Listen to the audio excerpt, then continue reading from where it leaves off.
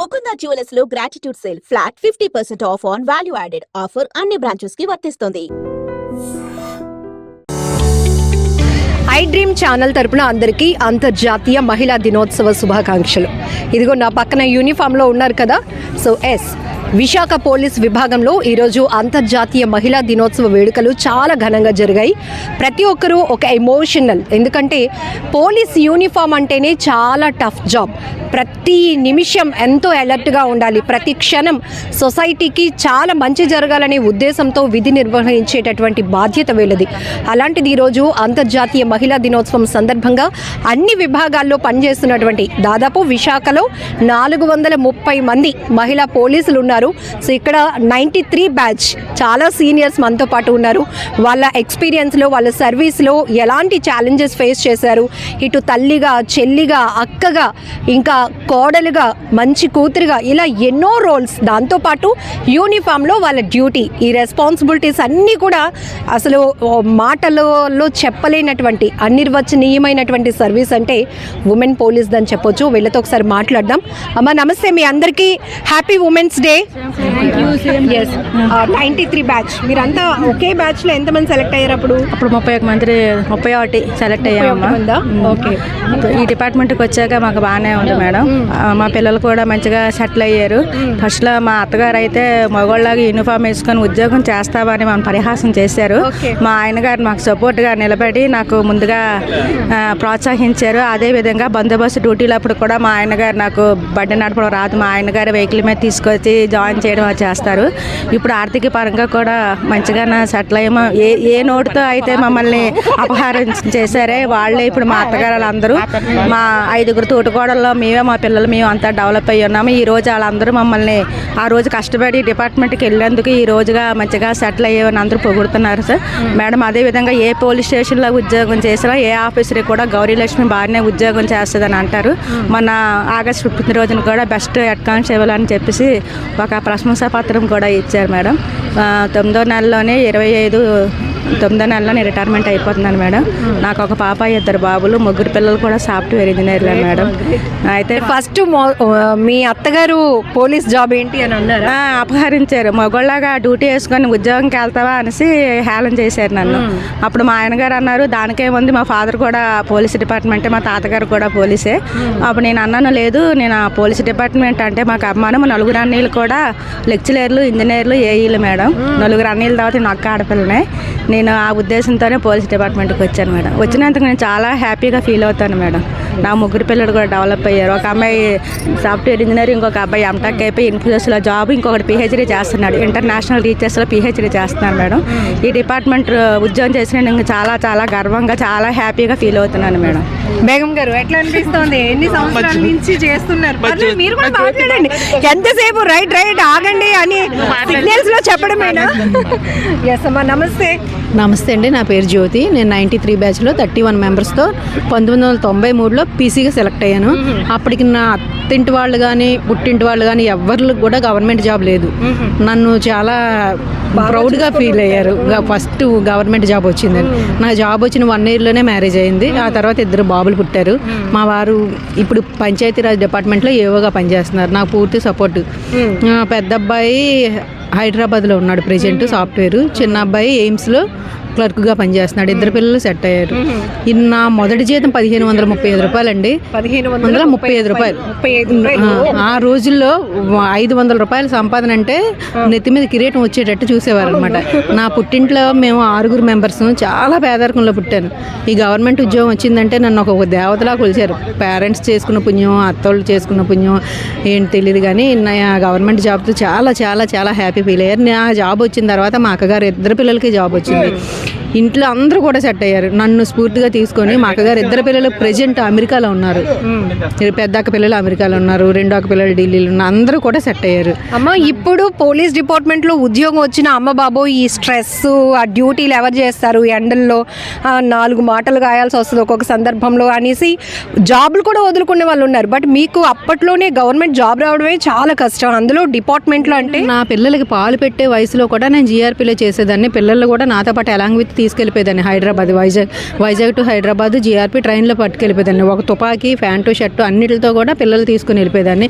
Morning 7 o'clock train దిగితే మళ్ళీ అదే రోజు నైట్ 4 o'clock వరకు స్టేషన్లోనే అకామిడేషన్, వెయిటింగ్ హాల్లో అక్కడ ఉండి మళ్ళీ తిరిగి పిల్లలు తీసుకుని వచ్చేదాన్ని. అంత కష్టంలో పెరిగాను నేను. ప్రతి రూపాయి సేవ్ చేసుకుని పిల్లలు చదివించడానికి ఇంపార్టెన్స్ ఇచ్చాను. నా భర్త నేను కూడా ఎర్లీ మార్నింగ్ డ్యూటీతో సంబంధం లేకుండా 4 o'clock లేసి పిల్లలు చదివించేవారు. అందువల్ల పిల్లలు ఎంత క్రమశిక్షణ పెరిగారంటే ఈ రోజుల్లో నా పిల్లలకి చాలా మంచి పేరు ఉంది. పిల్లలిద్దరూ చక్కగా సెటిల్ అయ్యారు, మెరిట్ స్టూడెంట్స్లో అయ్యారు. ఇప్పుడు ప్రజెంట్ ఎంప్లాయీస్. ఒకవైపు మీరు బిడ్డలకు పాలు ఇస్తూనే మరోవైపు డ్యూటీలో మీ రెస్పాన్సిబిలిటీస్, డెడికేషన్ అన్నీ కూడా వాళ్ళు చూస్తూ పెరిగాయి. ఇప్పుడు నేను ప్రజెంట్ ట్రాఫిక్ చేశాను, లా అండ్ ఆర్డర్ చేశాను, క్రైమ్ చేశాను. ఒక 5 సంవత్సరాల క్రితం నాకు హెల్త్ ప్రాబ్లం వచ్చింది. సర్జరీస్ ఒక 2 జరిగాయి. అవి మేజర్ సర్జరీస్ అవడం వల్ల, ప్రాబ్లం అవడం వల్ల గైనిక్ ప్రాబ్లం నాకు బాగా ఎక్కువైంది.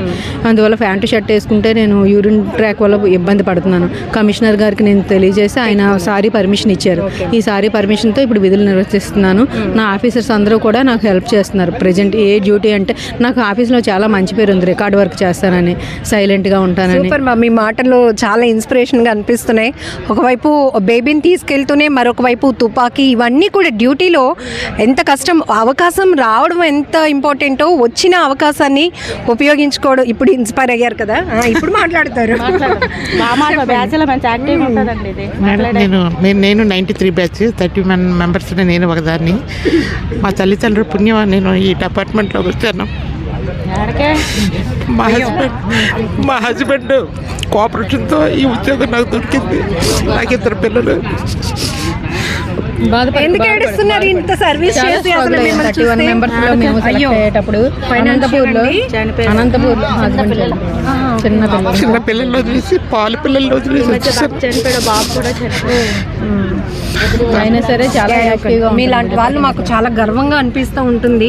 ఎన్నో స్ట్రగుల్స్, కానీ యూనిఫామ్ లో అవేవి కనపడినవారు అసలు కనిపించదు. డ్యూటీ ఎంత ఇంట్లో ప్రాబ్లం ఉన్నా సరే ఆఫీస్కి వచ్చి చాలా నవ్వుతూ ఉంటుంది. ఇప్పుడు మాట్లాడలేకపోతుంది, పాతవన్నీ గుర్తొచ్చి.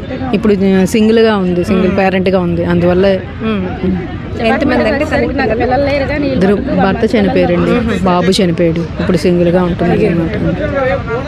డ్యూటీ ఎంత స్ట్రెస్ ఉన్నా సరే నవ్వుకొని అందరినీ యాక్టివ్ చేస్తుంది. ప్రతి దాన్ని కామెంట్ చేస్తూ దాన్ని హ్యాపీగా రిసీవ్ చేసుకుంటుంది. ఇంటికి వెళ్ళే వరకు కూడా డ్యూటీలో ఉన్నప్పుడు ఎప్పుడు అలసట అంటే కనిపిస్తుంది ఈ అమ్మాయికి. మీరు అసలు యాడ్ వద్దు. హ్యాపీ ఉమెన్స్ డే, ఎందుకంటే మీలాంటి వాళ్ళు మాకు చాలా ఇన్స్పిరేషన్.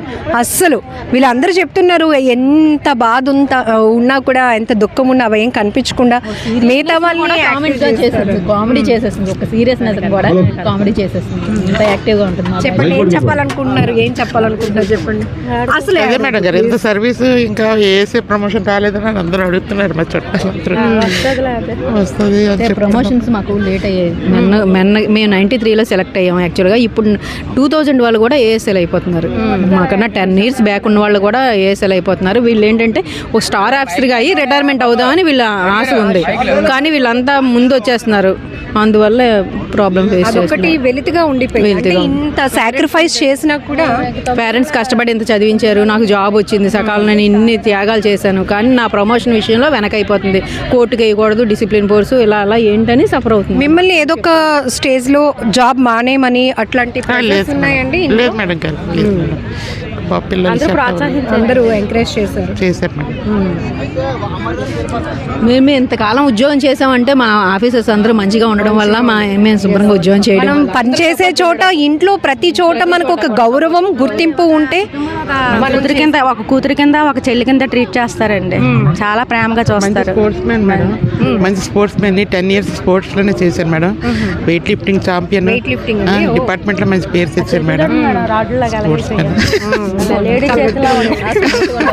ఇప్పుడు మా 32 సంవత్సరాల సర్వీస్ మేడం. ఇప్పుడు మేము 6 పోలీస్ స్టేషన్లు మారాం. ప్రతి పోలీస్ స్టేషన్ కూడా 93 బ్యాచ్ అంటే చాలా హ్యాపీ. బాగా చేస్తారు, కష్టపడతారు. ఏ ఉద్యోగం చెప్పినా కాదనకుండా చేస్తారు అని ఒక పేరు వచ్చింది. 93 బ్యాచ్ కంపల్సరీ ఆ పేరు. మీరే ఎలిజిబుల్ అంటే డ్యూటీలో రూల్స్ అండ్ రెగ్యులేషన్స్ చెప్పడానికి మీరు ఎంత ఎలిజిబుల్లో, ఒక ఉమెన్ యొక్క ఇంపార్టెన్స్ కానీ, ఉమెన్ బాధ్యత సొసైటీలో, ఫ్యామిలీలో, ప్రతి రోల్లో ఒక కోడలుగా, కూతురుగా, భార్యగా మీరే చెప్పగలుగుతారు. ఏం చెప్తారమ్మా?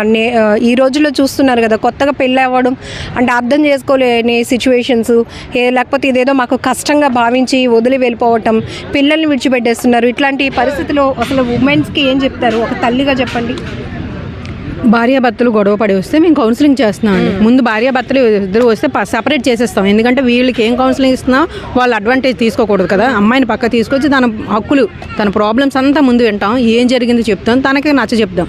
నువ్వు ఏ సమయంలో నీ హక్కు ఉపయోగించుకోవాలి, ఏ సమయంలో నువ్వు బాధ్యతగా ఉండాలి, అమ్మాయి చెప్తాను. దానివల్ల నువ్వు ఎంత లాస్ అవుతున్నావో, ఎంత అడ్వాన్స్ అవుతుందో చెప్తాను. అలాగే అమ్మాయిని పక్క తీసేసి అబ్బాయిని తీసుకొస్తాం. అబ్బాయి ప్రాబ్లమ్స్ ఏంటి, పేరెంట్స్ వల్ల, జాబ్ వల్ల, ఆర్థికంగా ఏంటి అడుగుతాం. అడిగిన తర్వాత అమ్మాయికి ఇన్ని రైట్స్ ఉన్నాయి, నీకు ఇన్ని రైట్స్ ఉన్నాయి, సొసైటీలో ఇలా జీవిస్తేనే మీకు గౌరవం ఉంటుందని చెప్తాం. దాంతో వెంటనే రెట్టిపోయి అవుతారు. ఆ వాస్తవాన్ని మళ్ళీ ఫోన్లు చేసి కూడా పలకరిస్తాం. మీరు బాగున్నారా, హ్యాపీగా ఉన్నారా, మీరు హ్యాపీగా ఉంటే. ఎందుకు మా భార్యాభర్త వాళ్ళ ప్రాబ్లం అని కొంతమంది బయటకు వెళ్ళిపోదాం అనుకుంటారు. ఎందుకు అది కట్నం విషయంలో మొదలవుతుంది.